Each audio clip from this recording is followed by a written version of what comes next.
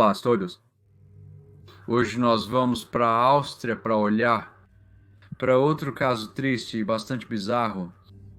Então, relaxe enquanto vamos para a Viena do século XX. Marta Marek nasceu em Viena, Áustria, em 1904. Ela ficou órfã em uma idade precoce e ficou sob os cuidados de uma família vienense pobre. Em 1919, quando ela tinha 15 anos, começou a trabalhar em uma loja de vestidos onde conheceu um homem mais velho, aparentemente gentil, chamado Mortis Fritsch. Ele teve pena dela e a tornou sua protegida. Ele tinha 74 anos e era muito rico, dono de uma loja de departamentos. No início dos anos 20, quando Marta deveria ter cerca de 16 anos, ela e Fritsch se tornaram amantes. Ele então enviou Marta para caras escolas de aperfeiçoamento, tanto na França quanto na Inglaterra. Aqui, ela estava cercada por dinheiro e garotas da alta sociedade que tinham estilos de vida que Marta sempre sonhou. Marta decidiu que seus dias de pobreza ficaram para trás e ela teria uma vida cheia de coisas finas, como grandes casas, roupas bonitas e carros caros. Quando retornou a Viena, Marta voltou a morar com Fritsch, mas pouco depois de seu retorno, ela conheceu um jovem e belo engenheiro chamado Emil Marek, com quem começou um caso secreto. Quando Fritsch morreu, ele deixou sua mansão majestosa junto com todo o seu dinheiro para Marta, como sempre havia prometido fazer, e em 1924, Marta e Emil se casaram e começaram a viver muito bem com a herança de Marta. Eles viveram tão bem que todo o dinheiro que Marta havia herdado logo acabou, e ela ficou apenas com uma opção, que era vender a mansão herdada. Do jeito que os dois viviam, o dinheiro da venda não duraria, pois seus gastos eram muito maiores do que qualquer renda que geravam. Eles precisavam aumentar sua renda ou parar seus gastos extravagantes.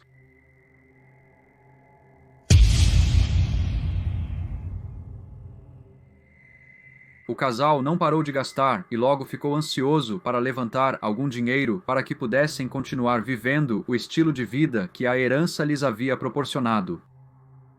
Marta elaborou um esquema bizarro para obter uma grande quantidade de dinheiro. Ela fez uma apólice de seguro no marido dela, o que significava que, em caso de acidente, o seguro pagaria uma quantia muito grande. O casal decidiu que o melhor acidente seria o Emil cortar a própria perna. Alguns meses depois de fazer a apólice de seguro, eles decidiram executar o plano. Emil foi ao jardim para cortar madeira com um machado. O machado então escorregou e atingiu sua perna esquerda abaixo do joelho. Ele então gritou por Marta e ela saiu correndo. Ela então tentou terminar o trabalho acertando a perna do marido com o machado. Marta então chamou um médico que, ao inspecionar a perna praticamente amputada, enviou Emil para o hospital onde os ferimentos eram tão graves que os médicos terminaram o trabalho e amputaram a perna.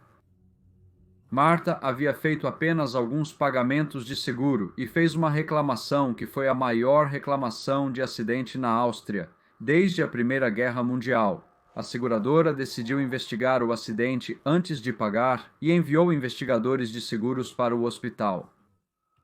Os investigadores examinaram a perna amputada e verificaram os relatórios médicos completos que afirmavam que a lesão não foi causada por mas por 3 golpes separados, pois os ângulos das feridas eram inconsistentes com os causados pelo suposto portador do machado. Marta havia jurado a si mesma que nunca voltaria à maneira empobrecida como vivia. Durante sua infância, e vendo as perspectivas de um grande pagamento de seguro escapando, ela agiu muito rapidamente.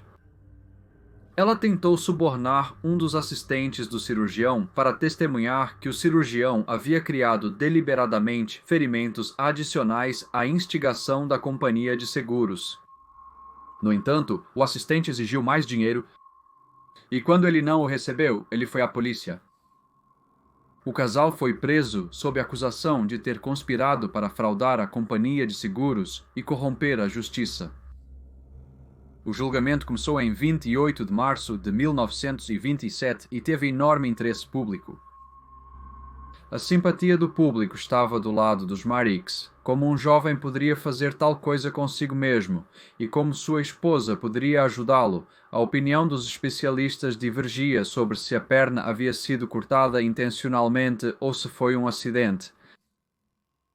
A defesa sugeriu que o bloco de madeira que Emil estava cortando e que supostamente foi encontrado em cima dele por Marta poderia ter atingido a perna e contribuído para o seu corte. O julgamento encerrou em 9 de abril com 2 vereditos. Na acusação de fraude contra a companhia de seguros, eles foram considerados inocentes. Na acusação de tentar corromper os assistentes do cirurgião, eles foram considerados culpados e condenados a cumprir pelo menos 4 meses de prisão.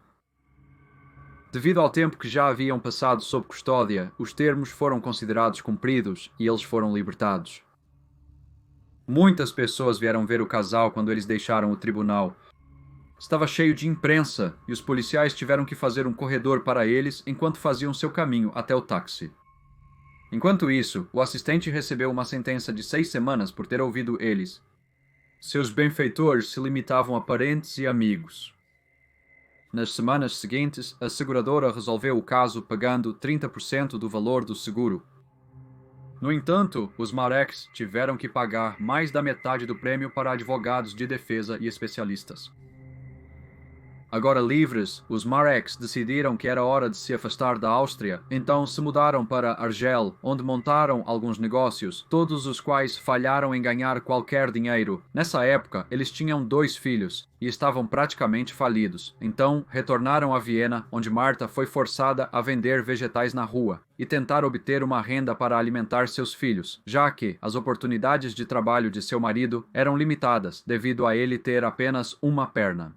Em 1933, eles se mudaram para um bairro pobre em Viena, com muitas famílias de baixa renda.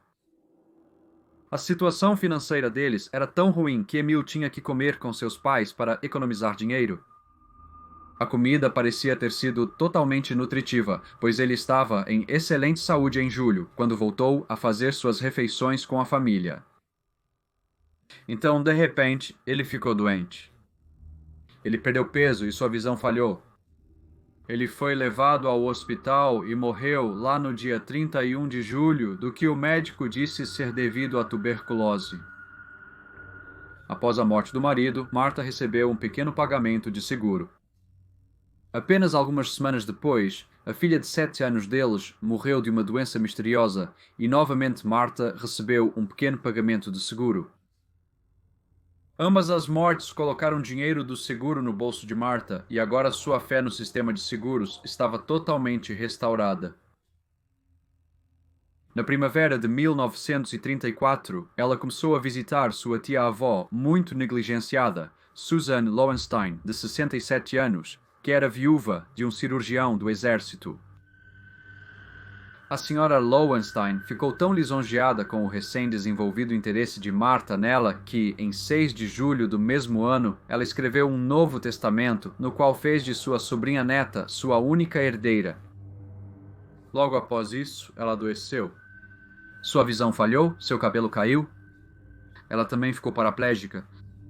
Em 17 de julho, ela morreu.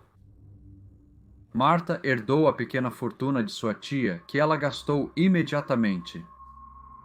Novamente com dificuldades financeiras, Marta decidiu abrir a casa da tia para pensionistas. Ela acolheu um homem chamado Newman e uma senhora chamada Sra. Kittenberger. A sequência usual de eventos rápidos se seguiu.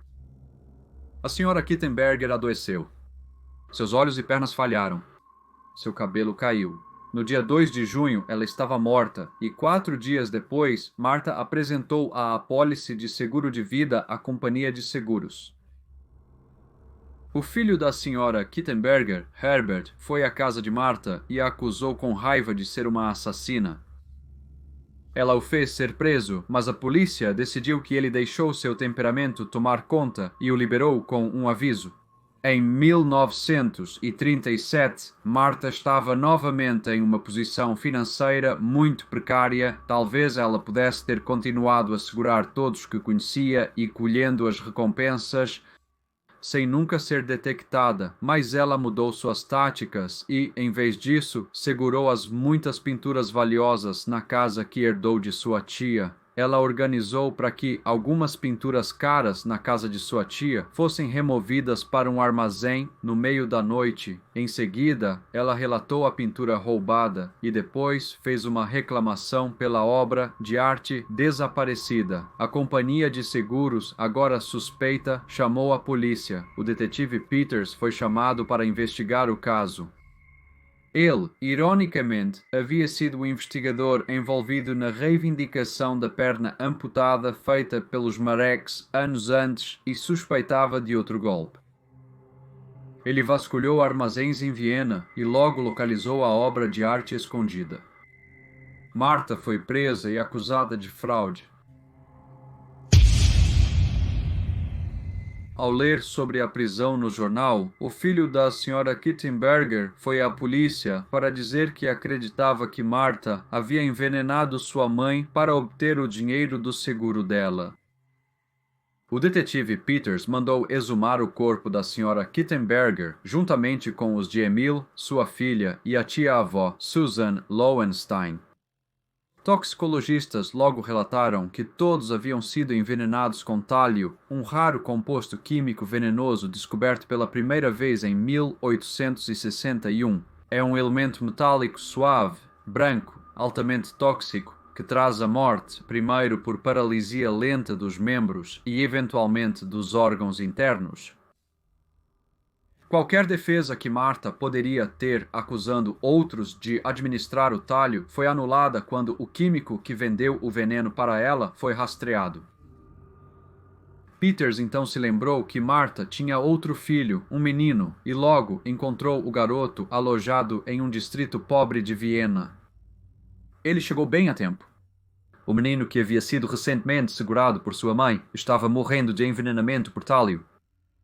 Ele foi levado às pressas ao hospital e salvo. O julgamento de Marta por assassinato começou em 2 de maio de 1938. Como se esperava grandes multidões para assistir, o Ministério da Justiça ordenou que o processo ocorresse em um grande salão no tribunal.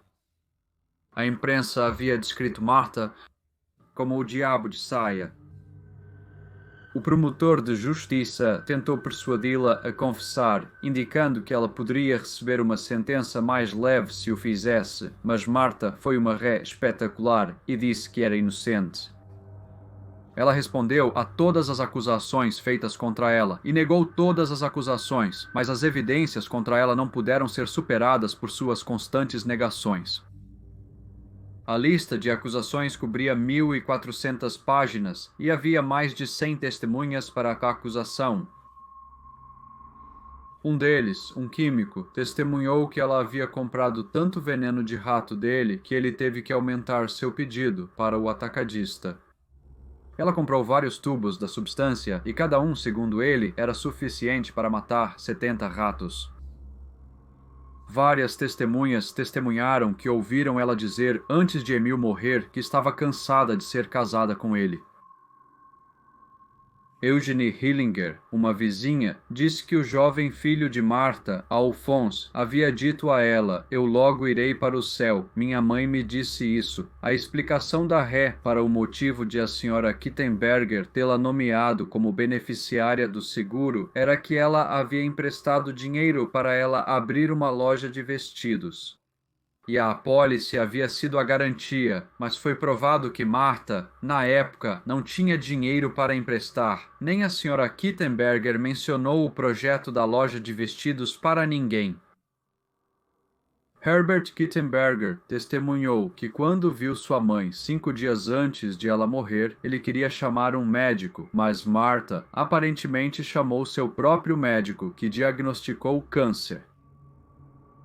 Então, Herbert queria levar sua mãe para o hospital, mas ele disse que Marta impediu isso até que sua mãe chegasse ao que se provou ser suas últimas horas. O Estado resumiu o caso em 19 de maio, descrevendo o réu como uma cobra em quem o diabo reside. Eles disseram que a absolvição injusta no caso do corte da perna havia sido o mandado de morte para 4 vítimas de envenenamento. O motivo para os assassinatos bizarros cometidos por Martha estava enraizado em uma ganância patológica de proporções extraordinárias. Ela decidiu desde cedo viver bem, não importa o custo, mesmo que o custo incluísse vidas humanas. Os membros do júri e 4 juízes profissionais passaram pelo processo de deliberação do caso e então retornaram com o veredicto de culpada. Martha foi condenada à morte. O método de execução na Áustria em 1938 era decapitação. No dia 6 de dezembro, Martha Marek subiu ao patíbulo em Viena e se ajoelhou sobre o bloco. O carrasco atingiu sua vítima com muito mais precisão do que ela havia feito 11 anos antes, e ela morreu com apenas um golpe de machado. Olá a todos e muito obrigado por ouvirem este caso muito bizarro. Acho muito estranho que alguém queira cortar a própria perna apenas para receber algum dinheiro do seguro como de costume. Realmente aprecio todos os seus comentários e feedbacks e nos veremos no próximo caso breve.